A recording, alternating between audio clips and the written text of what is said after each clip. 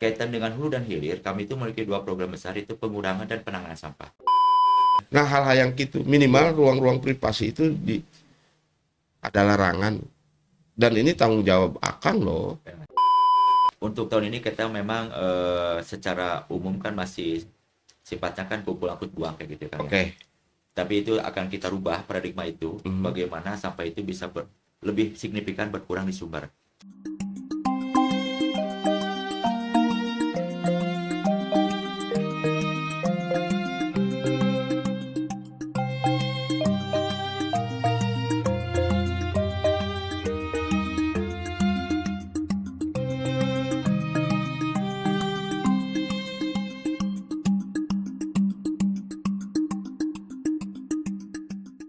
Assalamualaikum warahmatullahi wabarakatuh. Salam sejahtera untuk kita semua. Om Swastiastu, Namo Buddhaya, salam kebajikan, rahayu, rahayu, rahayu, sampurasun.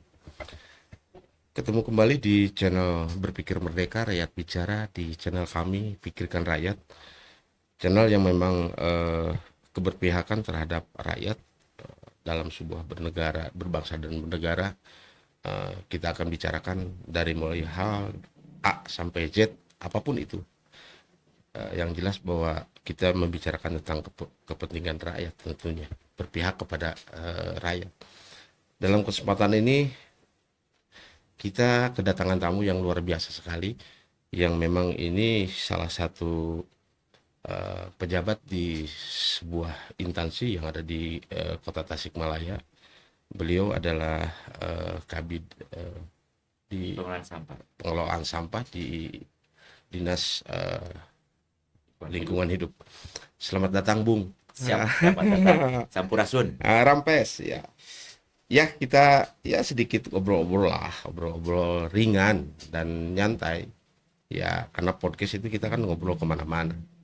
Terkait hal tentang tentang persoalan kesampahan, memang itu tidak bisa kita pungkiri ya, Kang ya. Yes. Ya, dan memang harus kita akui bahwa banyak persoalan-persoalan yang memang di sampah.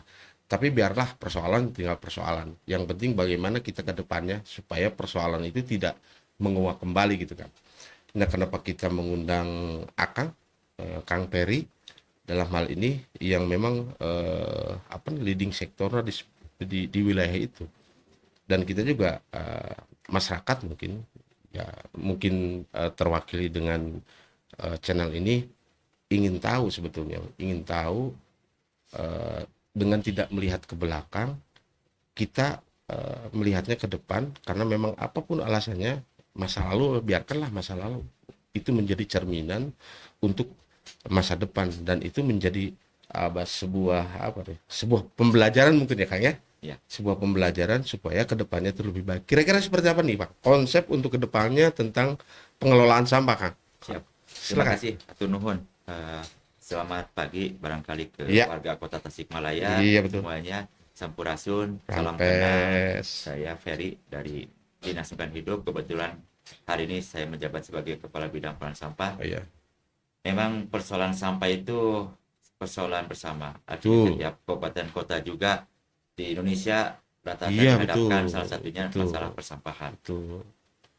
Bagaimana strategi di Kota Tasikmalaya di sini sesuai dengan apa yang sudah tertuang rencana di dalam RPJMD, Iya. dan juga dalam renstra kita, Betul. bahwa kita itu akan fokus mengenai sampah, terkait juga dengan program-program pimpinan juga kaitan dengan Tasik Bersih kayak itu kan seolah-olah menjadi kekuatan juga buat kami supaya bagaimana persoalan sampah itu bisa tertangani secara komprehensif dari hulu ke hilir. Ya. Karena berbicara sampah itu tidak bisa parsial. Sepakat. Gitu kan. Jadi harus utuh. Betul. Berbicara utuh itu berarti kita berbicara dari hulu di sini di sumbernya, Iya. dan hilir yaitu di TPA-nya. Betul. Seperti itu.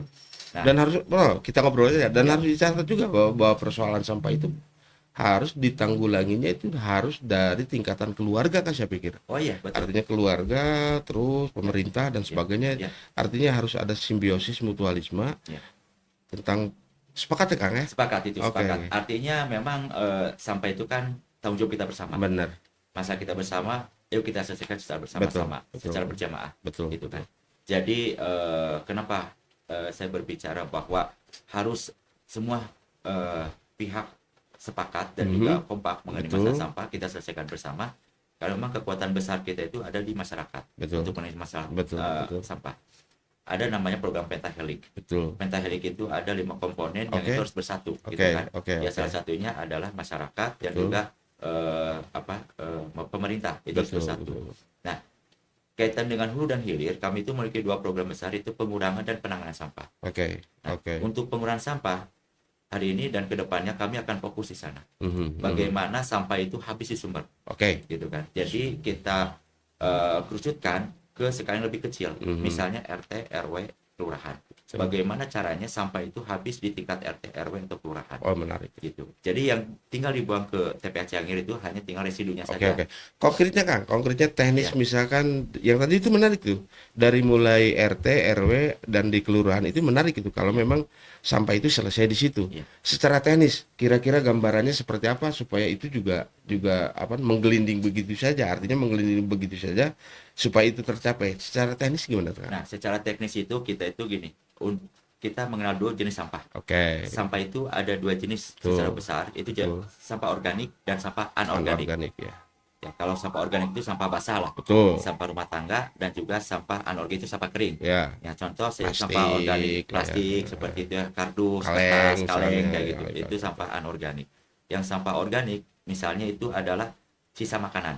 Nah, sisa Betul. makanan yang tidak habis itu bisa sebetulnya dimanfaatkan kembali Betul. dengan beberapa metode. Oke. Salah satu contoh misalnya dengan budidaya maggot, Oke. dengan pupuk kompos, Oke. dengan ekoenzim, Oke. ataupun dengan lubang biopori. Oke. Nah, kebetulan ini lubang biopori juga selain untuk menyerap air hujan menjadi air tanah, Mhm. untuk juga menyerap air genangan, juga bisa mereduksi sampah organik.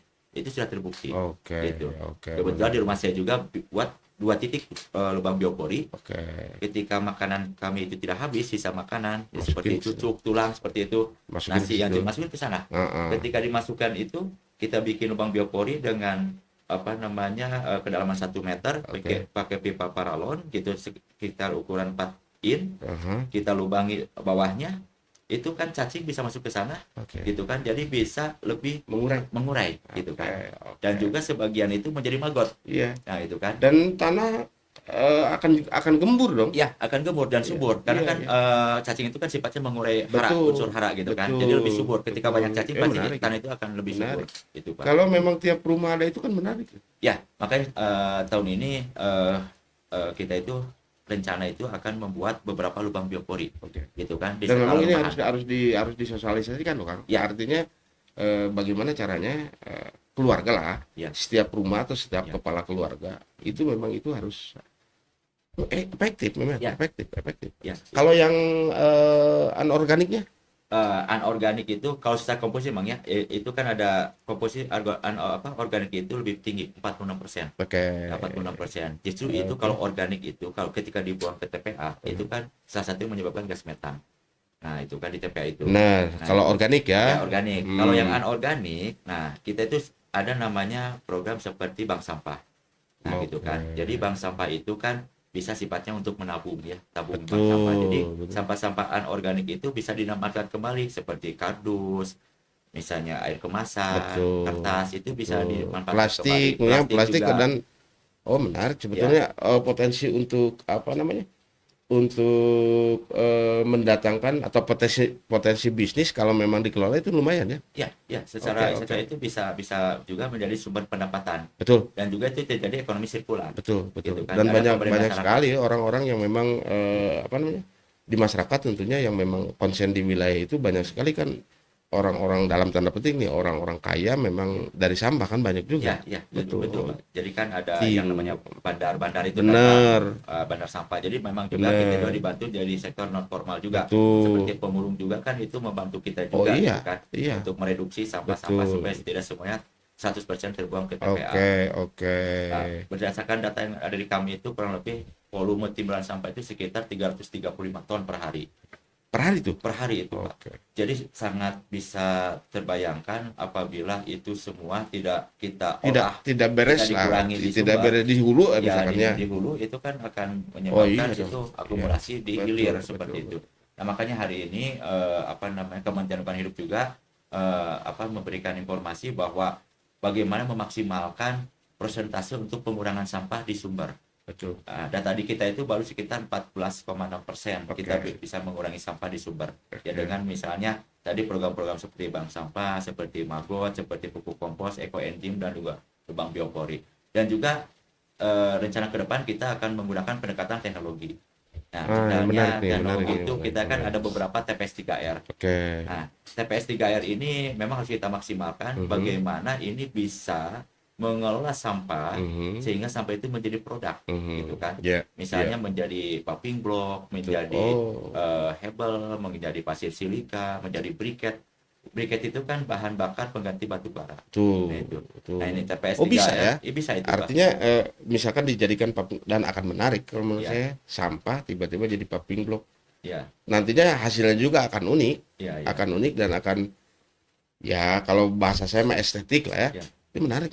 Ya, itu. Jadi sudah mulai di apa namanya, dijajaki atau memang sudah apa namanya, sudah bekerja sama dengan yang itu. Ya, secara fasilitas memang kita sudah memiliki beberapa TPS 3R.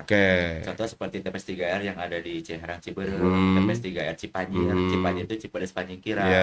Terus TPS 3R yang terbaru di daerah Purbaratu Sukajaya gitu kan. Sudah memulai produksi berarti? Tapi belum sampai ke sana. Tapi belum sampai ke sana. Jadi kita nanti bagaimana berinovasi gitu kan, supaya barangkali ini sampah-sampah yang memang dihasilkan dari lingkungan masyarakat sekitar itu bisa dikelola gitu kan oleh masyarakat juga. Jadi rencana bayangan nih, karena saya yakin karena memang ada statistiknya dan sebagainya, sampai ke produksi itu 2026 mungkin nggak? Itu bisa mungkin, insya Allah bisa mungkin. Jadi itu kan butuh juga perencanaan yang matang dan juga konsistensi daripada sumber daya manusianya juga, termasuk juga operasionalnya. Operasional juga harus kita dukung gitu kan, bagaimana supaya masyarakat juga ketika ini menjadi produk itu kan nanti off-takernya kan harus jelas. Marketingnya. Nanti ketika sudah jadi, siapa yang akan nanti membeli masyarakat atau itu kayak misalkan kemarin persoalan Magot misalkan yang kemarin kan yang apa namanya, PJ yang lalu itu kan, dengan program Magotnya kan luar biasa sebetulnya mah. Cuman ada juga persoalan di masyarakat. Saya memproduksi Magot, ini mau dijualnya kemana? Artinya pasarnya untuk ini, takutnya misalkan Magot itu berlimpah dan sebagainya, tidak ada yang menampung kan, itu juga jadi persoalan juga. Betul. Berarti ya memang jadi ginilah kalau menurut saya, program itu bisa bergulir di masyarakat. Misalkan tadi, nah kita itu bagaimana caranya membuat pasar untuk program itu, karena ternyata hampir semua masyarakat itu ketika membuat sesuatu apapun itu, nah persoalan yang ada di masyarakat itu network, link, jaringan. Jejaring itu khususnya jejaring pemasaran. Takutnya nanti ketika terus saja memproduksi sementara pemasarannya tidak ada, nah itu juga jadi masalah yang pada akhirnya masyarakat itu jadi antipati. Kalau memang itu, ya mau tidak mau, pemerintah dalam hal ini ketika membuat sebuah inovasi yang memang luar biasa, ini juga berbanding lurus dengan harus dikemanakan inovasi ini gitu. Terus ini yang menarik itu kan ini kesadaran Kang. Itu betul. Kesadaran masyarakat ketika menyikapi tentang sampah. Ya kadang-kadang kan ya memang kalau misalkan di satu rumah membuang sampah itu tidak akan kerasa, bisa saja gitu. Tapi kan kalau satu RT, satu kelurahan, satu RW, satu kelurahan, sikap-sikap seperti itu kan jadi masalah besar. Karena ternyata masalah besar itu akan muncul dari masalah kecil. Salah satunya mungkin, nah saya yakin teman-teman dari pemerintah dalam hal ini LH itu punya konsep bagaimana caranya memberikan edukasi, pembelajaran terhadap masyarakat yang memang sebetulnya dasarnya itu kalau saya sih, saya berpendapat itu ya. Nggak tahu nih teman-teman di LH mungkin punya gagasan yang lain, mungkin punya trik yang lain. Itu sudah sampai sejauh mana Kang? Untuk kesadaran masyarakat itu. Jadi itu memang kata kuncinya itu di kesadaran masyarakat. Betul. Habit, kebiasaan, kultur, budaya seperti itu. Jadi kalaupun misalnya sekarang kami itu selalu melakukan apa namanya istilahnya itu sosialisasi dan edukasi secara masif lah ke tingkat kelurahan. Di sana mengumpul lah Betul. RT RW tokoh masyarakat. Jadi kita sampaikan Betul. bagaimana memilih sampah Hmm. organik, anorganik, Betul. bagaimana memanfaatkan organik, bagaimana memanfaatkan anorganik, bagaimana yang dibuang itu tinggal residunya saja. Betul. Gitu. Itu kita sudah sampaikan. Dan Gitu kan. bagaimana caranya masyarakat itu ada rasa malu Nah, itu. untuk membuat sampah, Nah, membuang ya. sampah. Itu menarik kemarin itu. Ya. Dari kata membuang dan menyimpan itu juga sebetulnya menarik ya. Ya. Oke deh. Salah satu teman kita aktivis lingkungan punya pendapat sekarang itu jargon itu jangan buang sampah dong. Ya. Kata buang itu juga dalam benak masyarakat itu buang seolah-olah itu tidak apa namanya tidak berarti itu buang mah karena memang ini buang bekas dan sebagainya barang yang tidak dibuang saja. Ya.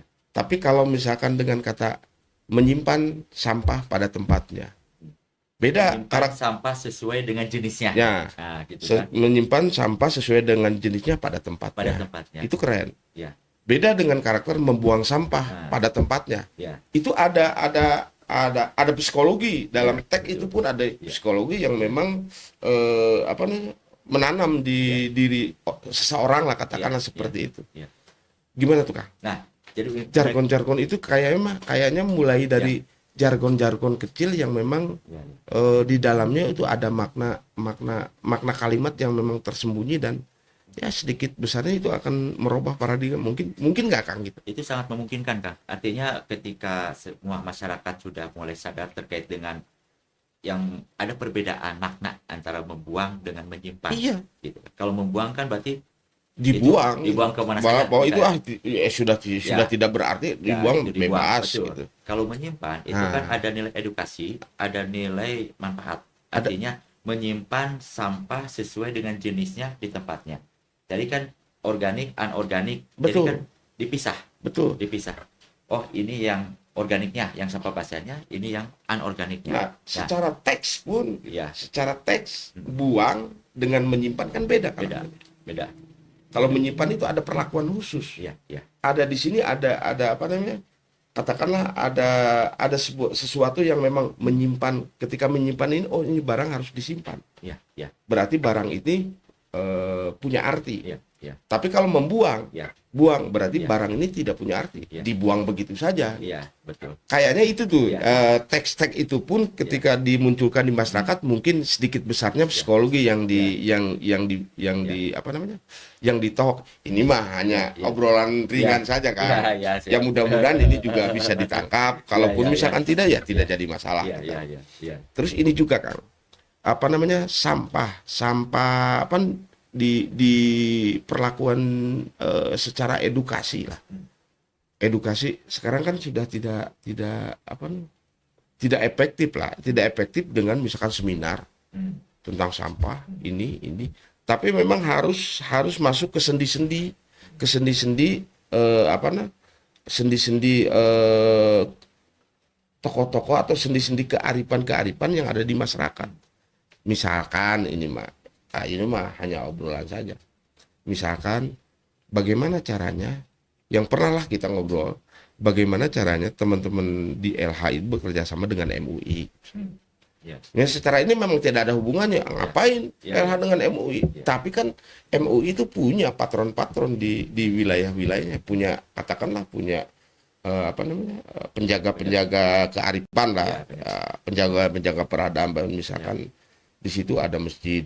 Nah, kira-kira misalkan di proses yang ada hubungannya dengan agama, pengajian, sholat, Jumat dan sebagainya, tolong deh masukin, diselipin bagaimana persoalan sampah gitu. Mungkin nggak Kang? Itu sangat memungkinkan Kang. Artinya kan kita jelasnya anadopatu minal iman. Nah, kebersihan sebagian dari iman. Betul. Nah, artinya ketika menjaga kebersihan itu kan menjadi tanggung jawab umat. Betul. Nah, kita juga rencana ke depan seperti itu. Betul. Kan? Artinya merangkul beberapa tokoh agama, tokoh MUI. Jadi artinya bantu kami juga menyadarkan bagaimana membantu kami tentang arti pentingnya menjaga lingkungan. Betul. Karena menjaga kan kebersihan, gitu kan. Karena kan beda kan. Ya. Anadopatu minal iman diomongkan sama saya, Ya, ya, dengan diomongkan sama ajengan, ya, betul. dengan misalkan dengan ustadz Ya, setempat. ya, ya, Terus sampah itu kan adalah anadopatu minal iman. ya, Tatang pahat ngomong ya, anadopatu minal iman sama nih, mereka kan gitu kan. ya, ya, ya, Agama bukan ini, ya, pemuka agama bukan. Tapi ya. kalau dikemukakan oleh beliau-beliau, ini mungkin secara psikologi itu juga bila perlu misalkan sampah itu disurahan oleh mereka, Pak. Ya, Inilah di surahan dengan hadis, misalkan dengan ayat, mungkin akan lebih mengena. ya, ya. Sepakat nggak, Kang? Sepakat, sangat sepakat itu. Jadi itu salah satu bentuk ikhtiar kami juga, artinya dengan berkolaborasi, berelaborasi Betul. dengan semua elemen masyarakat, termasuk dengan tokoh agama, Betul, itu merupakan langkah-langkah yang memang secara efektif itu bisa dilakukan. betul. Berbagai macam cara lah, formula dan juga strategi kita harus lakukan kan. Betul. Karena begini, Itu. persoalan sampah itu kan persoalan semua nih, semua manusia. Ya.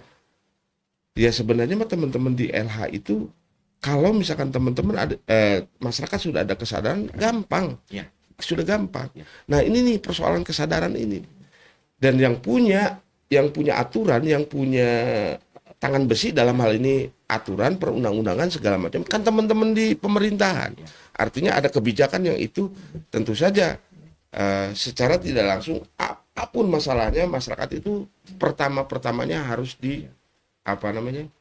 harus diikat dan harus dipaksa untuk kebaikan. Mah kenapa tidak? Karena ternyata begini, kita aja mungkin akan sering keluar daerah, malahan keluar negeri misalkan. Kita di Tasik itu membuang sampah itu seenaknya misalkan. Tapi ketika kita masuk ke satu tempat yang memang ternyata di tempat itu membuang sampah itu tidak boleh membuang sampah. Kalau membuang sampah itu ada sanksi. Nah, kita pun yang awalnya itu serampangan membuang sampah, ketika masuk ke sana kan ada rasa malu. Nah, itulah Kang. Artinya bagaimana caranya rasa malu itu muncul untuk membuang sampah, tentunya muncul di masyarakat kita. Sepertinya harus ada kawasan yang memang clear, itu sebagai pilot tertib sampah misalnya sebagai pilot project, misalkan alun-alun. Protek aja di situ. Bila perlu perlu di situ ada aturan perwakot, ketika membuang sampah di sini denda. Untuk awal nih. Lama kelamaan maju mungkin.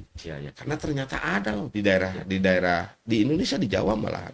Sempat ngobrol dengan teman-teman.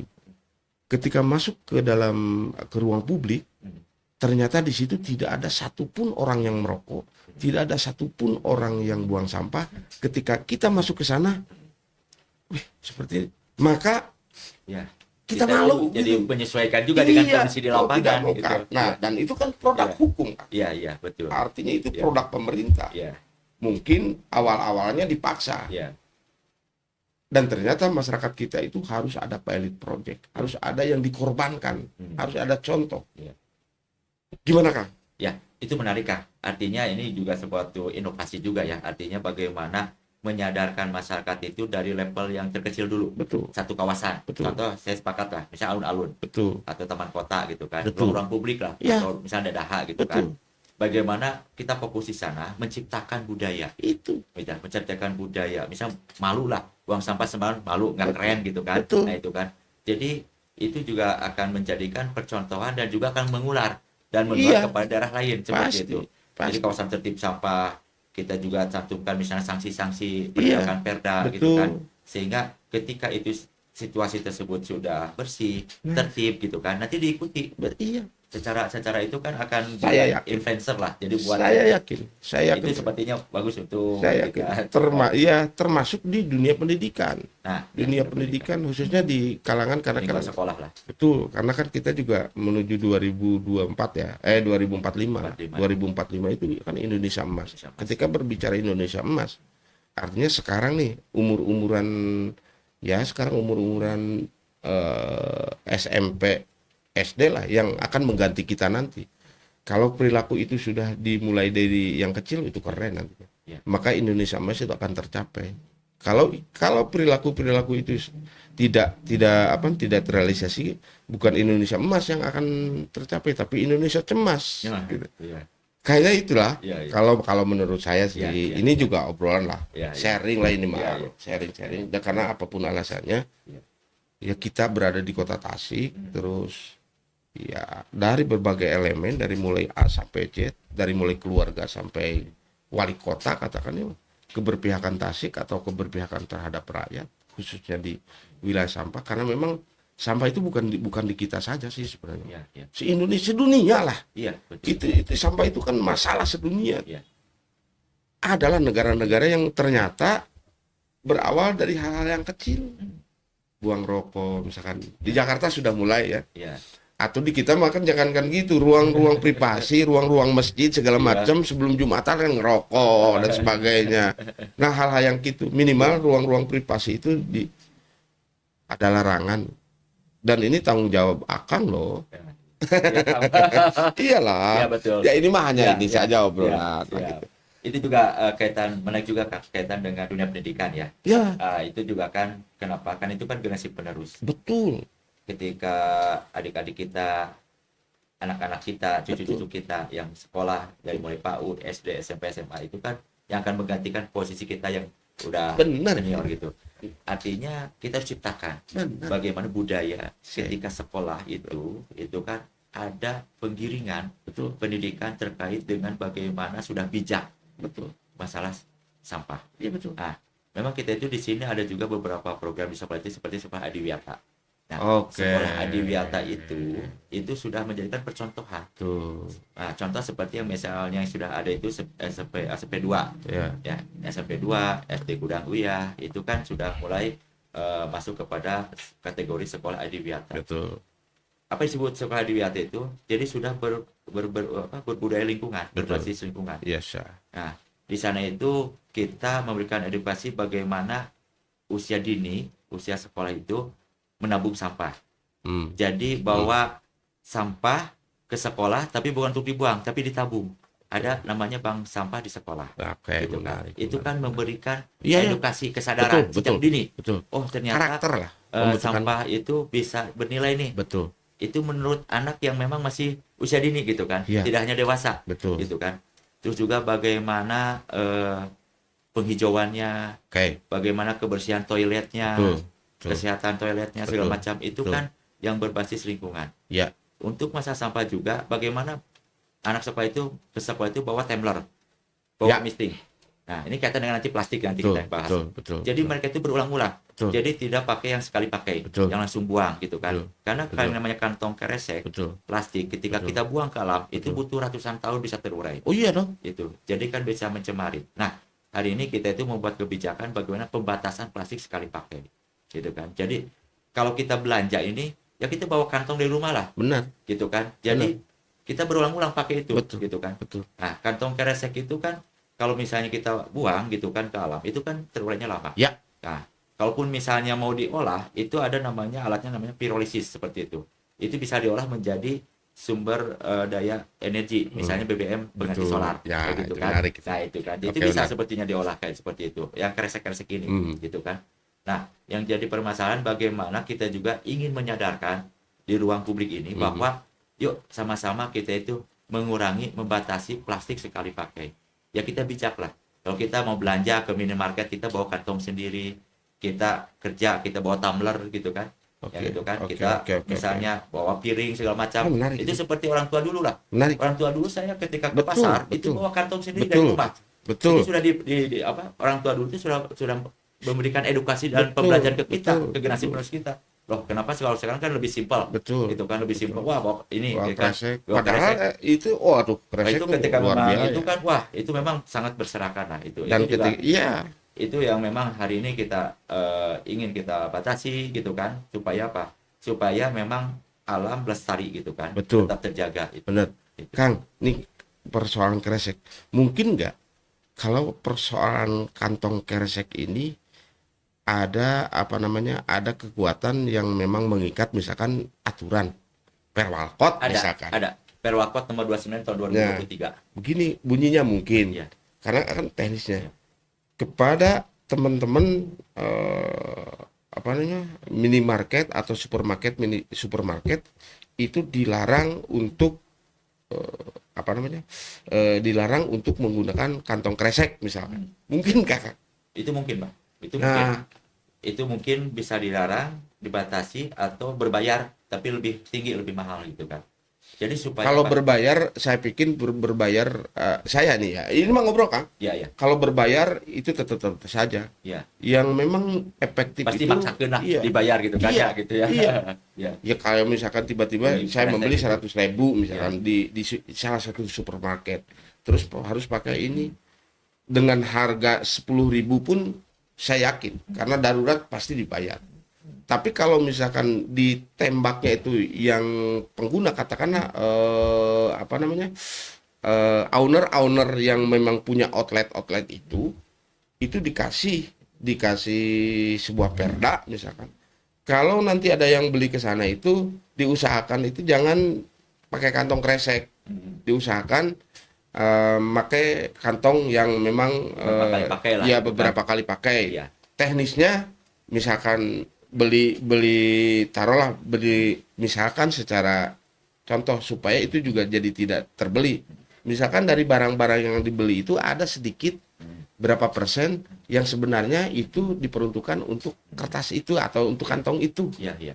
Mungkin Iya. kalau Jadi kalau kita melihat di kota besar kan itu sudah mulai ya. nah Jadi itu dia. ada bentuknya kain ya. Nah, Betul. kain. Jadi misalnya di minimarket itu ketika saya belanja ke salah satu minimarket sudah tidak lagi menyediakan kantong kresek. Jadi tanya dulu, Pak, mau pakai kantong apa enggak? Misalnya mau Pak, tapi kantongnya yang kain gitu kan. Jadi itu beberapa kali bisa dipakai. Jadi nanti kalau kita belanja pakai itu Bawa lagi itu gitu kan. lagi. Nah, Terus gitu seperti itu kan bisa sedikit-sedikit kita bertahap sehingga masyarakat juga oh ya berarti kalau kita belanja kita bawa kantong dari rumah. apalagi kalau memang didorong oleh aturan. Ya, betul. Dan aturan itu muncul dari komunitas akang loh. Iya. Artinya pemerintahan dalam hal ini. Betul, Itu betul. kan. Ya, berarti Karena barangkali masyarakat itu Iya. dipaksa dulu. paksa dulu betul, betul kan. Kalau ada misalkan Nah, ada gerakan misalkan ada protes segala macam biarkan saja karena Iya. memang kita punya konsep. Iya, Ini dulu lah, tes case dulu. iya. Paling apa gemuruhnya itu paling 1 minggu 2 minggu yang pada akhirnya tadi itu ada pemaksaan kolektif misalkan di wilayah atau di perilaku teman-teman yang memang bisnis Iya, iya. ditekan karena untuk sebuah kemajuan wilayah saya pikir wajib Iya. pemerintah itu memberi Iya. bolehlah dikatakan misalkan otoriter dan sebagainya demi demi kelangsungan bernegara demi kelangsungan harmonisasi dan sebagainya why Iya. not kan? Iya. Walaupun Sepakat. secara bertahap itu memang sudah ada apa kan? Ada beberapa Betul, titik ya yang sekarang betul. udah mulai menyadarkan ada Ya. beberapa Ada di sini supermarket juga, yang memang ada, sudah ada oh di ya, sini juga. alhamdulillah itu kan bisa Ya, menular kepada yang lain. Ya, Ya, itu memang ini diperlukan barangkali tangan kerjasama besi lah. semua pihak ya. tangan besi, Tangan besi satu juga, tangan nah, besi dan itu. semua pihak. Ya, gitu kan betul. Saya sepakat lah. Artinya kita secara step by step juga akan menuju ke sana lah, menuju ke sana Oke. bagaimana kita membatasi atau mengurangi atau melarang kantong plastik sekali pakai seperti Betul. itu. Atau kedepannya nanti bagaimana kita itu membatasi tidak membuang sampah organik ke TPA Bener. gitu kan. Kita bikin kebijakan seperti itu jadi supaya sampah organik itu dimanfaatkan Iya. digunakan gitu. Terus kenapa saya juga menolak anak-anak? Ternyata anak-anak itu yang memproduksi sampah non organik sebetulnya mah anak-anak itu, anak-anak sekolah gitu ya, Iya. SD, SMP. Karena mereka jajan-jajannya itu pasti yang dibungkus dengan plastik dan sebagainya dan sebagainya. Itu kan memproduksi. Kalau itu di apa namanya dikasih edukasi yang luar biasa, mungkin saja misalkan ketika makan permen atau apapun itu sampahnya, karena memang ada ini Iya. disakuin misalkan dan sakuin, sebagainya. iya. Dan itu kan menarik Iya, sebetulnya. iya. Dan contoh-contohnya Hal yang kecil dulu lah. Betul. Dari kecil dulu. Ketika nggak ada tempat sampah, ada ini cangkang permen gitu kan. Pesakan Nah, lah. Itu. karena cangkang Sakuin permen dulu. cangkang permen satu memang tidak ada masalah. Ketika anak misalkan satu sekolah bisa lah. Tapi kalau SD yang ada di mana yang ada di kota Tasikmalaya taruh misalkan 200 Iya. 200 SD Iya.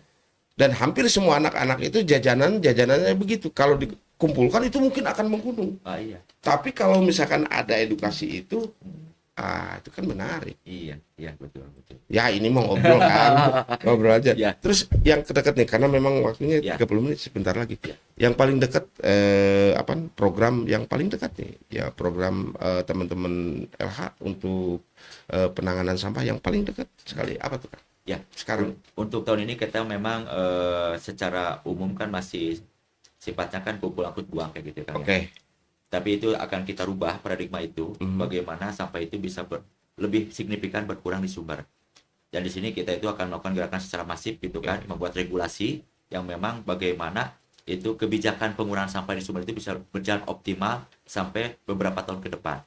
Karena 2030 itu kita sudah tidak lagi istilahnya bukan tidak lagi meminimalisir sampah yang terbuang ke TPA seperti itu. Jadi bagaimana di sini peran serta daripada masyarakat, semua pihak, elemen, komponen bangsa gitu ya, itu semua bersatu bagaimana itu menangani masalah sampah. Yang kedua juga di sini kita ada beberapa pendekatan, pendekatan teknologi, pendekatan agama, pendekatan budaya, juga pendekatan hukum. Nah, itu kan. Ini pendekatan ini yang barangkali secara kebijakan itu akan diregulasi dan itu akan kita mulai ke depannya supaya bagaimana ini lebih konsisten dan implementatif gitu kan di lapangan. Ya kita mohon doa restunya saja dari seluruh lapisan masyarakat Kota Tasikmalaya, karena yang namanya bersih kan untuk kita semua. Lingkungan harus kita jaga. Oleh siapa lagi kalau kita tidak menjaga lingkungan? Kalau bukan oleh kita. Ada paribasa mengatakan jangan mewariskan air mata ke anak cucu, tapi wariskanlah mata air ke anak cucu kita. Seperti itu. Kita boleh dalam setinggi langit walaupun jatuh kan di atas bintang-bintang. Dalam. Saya sepakat. Baik, ya ini memang menarik sekali sih. Persoalan sampah itu kan memang persoalan yang dihadapkan sehari-hari, setiap hari itu kita dihadapkan dengan persoalan sampah. Nah, ketika berbicara sampah, tidak hanya satu lembaga saja yang bertanggung jawab, tapi semua elemen dari mulai anak sampai orang tua, dari mulai keluarga sampai presiden sekalipun, ini persoalan sampah memang harus disikapi. Dan tadi itu masa lalu tentang persoalan sampah biarkan sajalah, biarkan itu sebagai cerminan supaya itu tidak menguap kembali. Maka perlu inovasi dan perlu memang bekerja sama dengan berbagai elemen yang ada di masyarakat. Di situ ada Karang Taruna, di situ ada RT, di situ ada tokoh masyarakat, di situ ada berbagai macam yang ada di lapisan masyarakat itu. Ketika berbicara sampah, yuk kita bikin Tasik bersih, yuk kita bikin Indonesia bersih, supaya apa yang dicita-citakan tahun 2045 itu Indonesia emas. Jangan sampai dengan persoalan ini Indonesia emas tidak tercapai, yang ada hanya Indonesia emas. Baik, sampai ketemu di episode yang akan datang dengan persoalan yang berbeda tentunya. Nanti kita kalau misalkan ada hal-hal yang lain kita undang lagi untuk bisa berbicara di sini. Assalamualaikum warahmatullahi wabarakatuh.